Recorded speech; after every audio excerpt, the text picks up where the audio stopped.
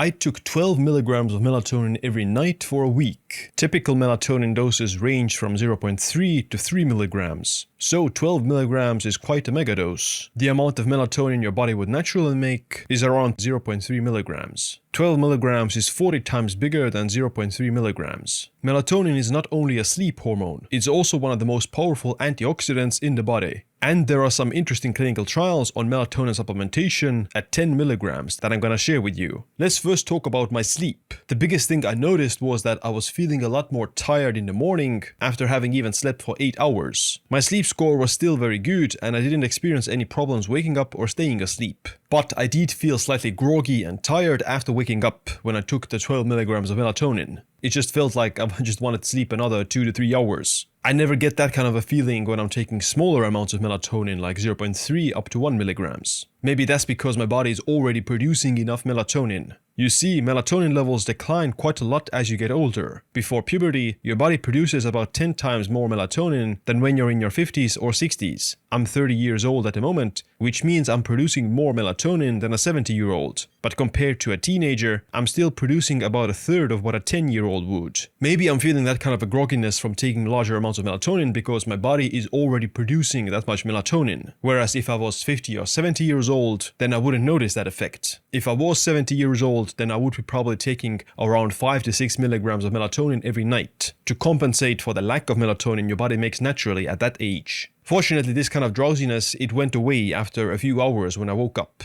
But immediately after waking up, I did feel groggy. Now let's talk about the research about taking melatonin at such large doses. There is actually quite a lot of studies around supplementing 10 milligrams of melatonin, not for sleep, but for reducing inflammation and improving other cardiometabolic risk factors, such as blood sugar and lipids. Two meta-analyses from 2021 and 2024 on clinical trials saw that 10 milligrams of melatonin per day reduced inflammatory biomarkers, such as hsCRP, IL-1, IL-6, and TNF. Melatonin also increases antioxidant activity, such as glutathione and superoxide dismutase. The reduction in inflammation like CRP and TNF-alpha were in the range of 10 to 20%. But for glutathione, the increase was up to 30%. 10 milligrams of melatonin per day has also been seen to improve blood sugar, blood pressure, endothelial function, and blood lipids, which are all risk factors for heart disease. For blood sugar, the average reduction was 29 milligrams per deciliter. For insulin, 2.2 micro-international units per milliliter. For blood pressure, minus 4.3 and minus 2.8 for systolic and diastolic blood pressure. And for LDL cholesterol, around minus 10 milligrams per deciliter. These numbers aren't life-changing, but they're still quite significant.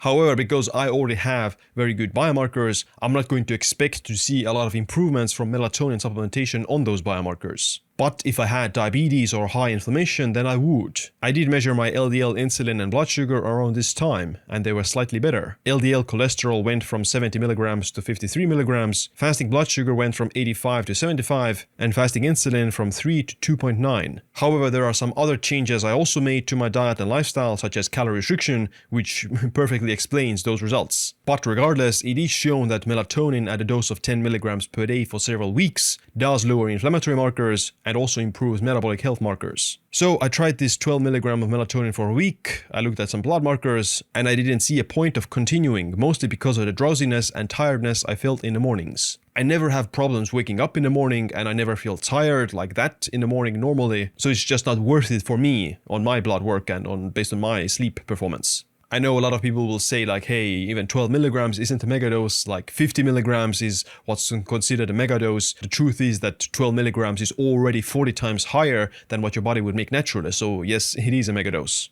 What's more, melatonin doses at 75 milligrams have been seen to have contraceptive effects, which is something I don't want. The only time I see myself taking 10 milligrams or more melatonin is when I'm gonna get sick or if I'm already sick, so that can help with some of the flu symptoms. There are a few key things I changed about my sleep that helped me to take my sleep score from 77 to 100 that you can check out in this video next. Other than that, thanks for watching this video, make sure to click a like and subscribe for future videos about living longer and staying healthier. My name is Siim, stay optimized, stay empowered.